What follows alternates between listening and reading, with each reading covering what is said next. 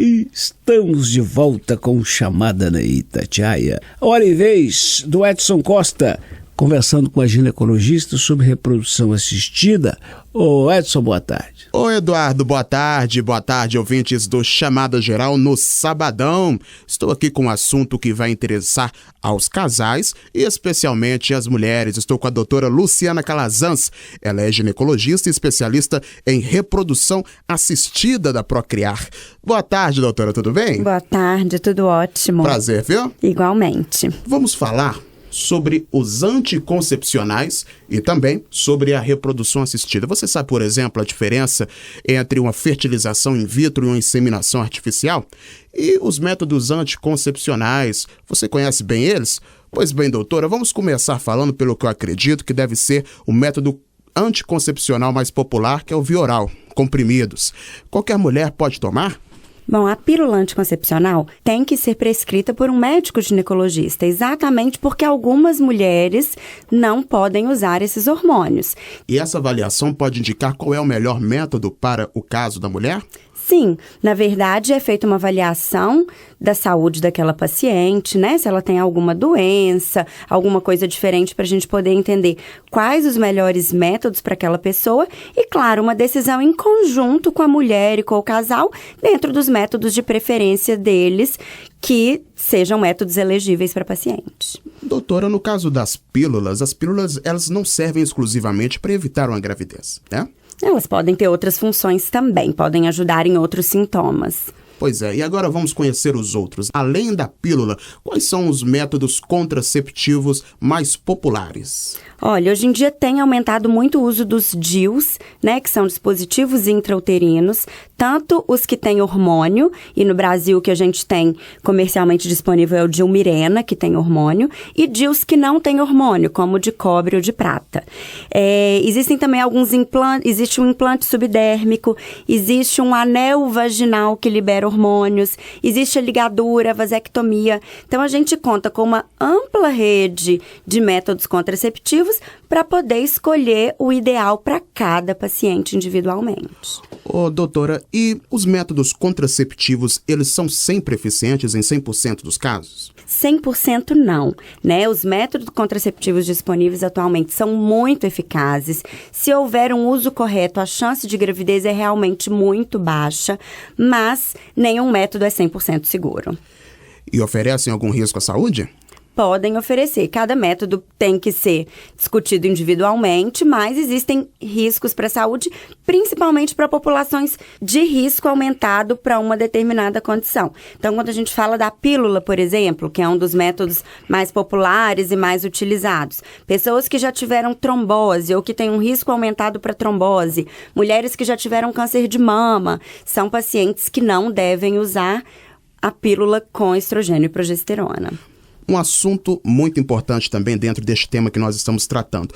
Tomar um anticoncepcional por muito tempo pode causar um quadro de infertilidade?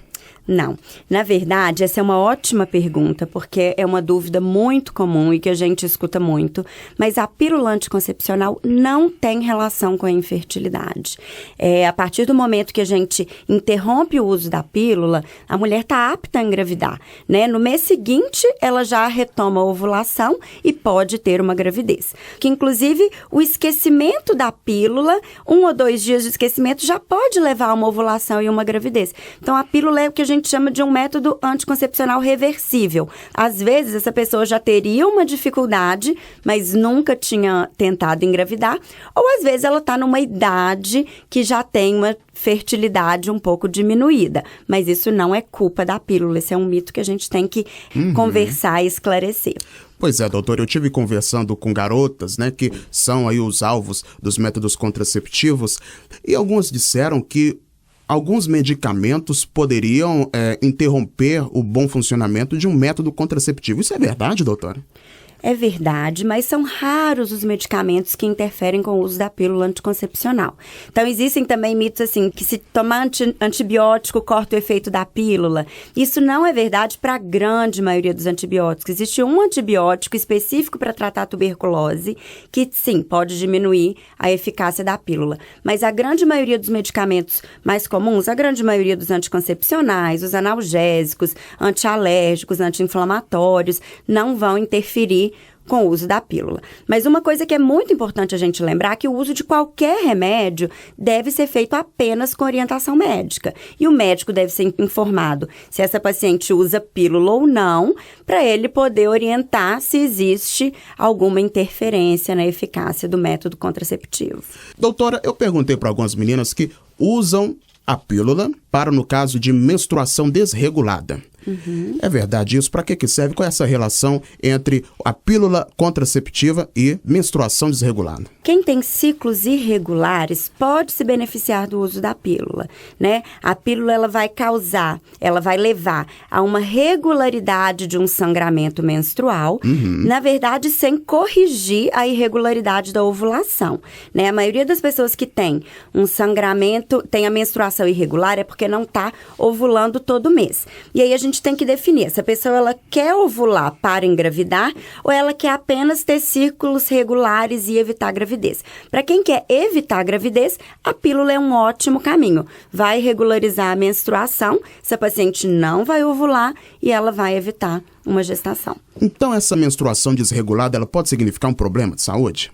Ela pode significar uma anovulação, né? Uma ausência de ovulação todo mês, com data marcada direitinho. Então, a irregularidade menstrual demanda, sim, uma consulta médica para avaliar o que está acontecendo. Alguns casos estão dentro do que a gente considera uma saúde normal. Por exemplo, adolescentes podem ter ciclos menstruais irregulares sem que isso seja uma doença ou um problema de saúde e daí a pouco o corpo vai amadurecer e conseguir ovular todo mês direitinho. Doutora, quais são os métodos de reprodução assistida mais populares no Brasil, hein? Então, a medicina reprodutiva, né, ou reprodução assistida, tem alguns tipos de tratamento e a indicação de cada um desses tipos de tratamento vai variar muito dependendo do caso de cada casal. Então, é tudo muito individualizado, é preciso uma avaliação médica específica para a gente avaliar aquele quadro e pensar o que vai dar para aquele casal as maiores chances de gravidez. Então, a gente tem o que a gente chama de métodos de baixa complexidade, que são o coito programado e a inseminação intrauterina, e o tratamento de alta complexidade, que é a fertilização in vitro. No coito programado e na inseminação intrauterina, todo o processo de fecundação, que é o encontro do óvulo com o espermatozoide, vai acontecer naturalmente no organismo da mulher, né? A gente vai mudar um pouco que na inseminação tem um preparo do sêmen e o sêmen já é colocado dentro do útero. Há uma facilitação aí desse caminho. E na fertilização in vitro, que é o tratamento mais complexo que a gente tem, os gametas, que são óvulo e espermatozoide, são coletados, levados para o laboratório e no laboratório vai acontecer essa fertilização e o cultivo dos embriões. O que é o processo de laqueadura? Laqueadura tubária? Sim. É um método contraceptivo feminino, né, em que a gente faz a ligadura das trompas, popularmente é chamada ligadura das trompas. A trompa, eu costumo falar que é como uma ponte, ela permite o encontro do óvulo com os espermatozoides.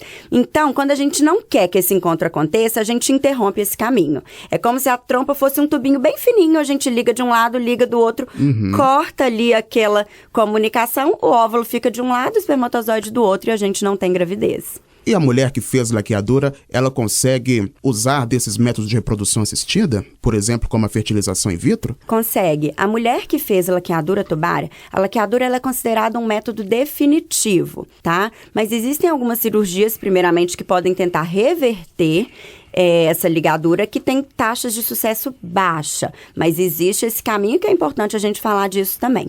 Mas dentro da reprodução assistida, a fertilização in vitro, ela permite uma gravidez sem a utilização das trompas, porque a gente vai coletar os óvulos da mulher, coletar os espermatozoides do homem, e esse encontro de óvulos e espermatozoides, que naturalmente aconteceria na trompa, vai acontecer no laboratório.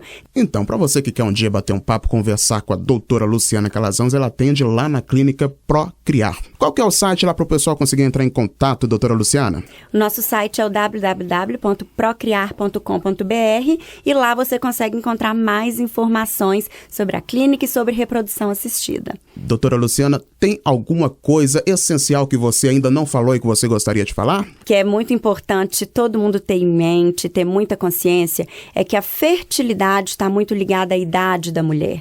Então, a gente vive um momento em que as mulheres vêm adiando a gravidez exatamente porque elas estão estudando, estão trabalhando, querem conquistar seu lugar no mercado de trabalho, mas a gente não pode tirar quem quer ter filhos, não pode tirar dos projetos ter um filho, porque a idade vai passando e a fertilidade vai diminuindo para todo mundo.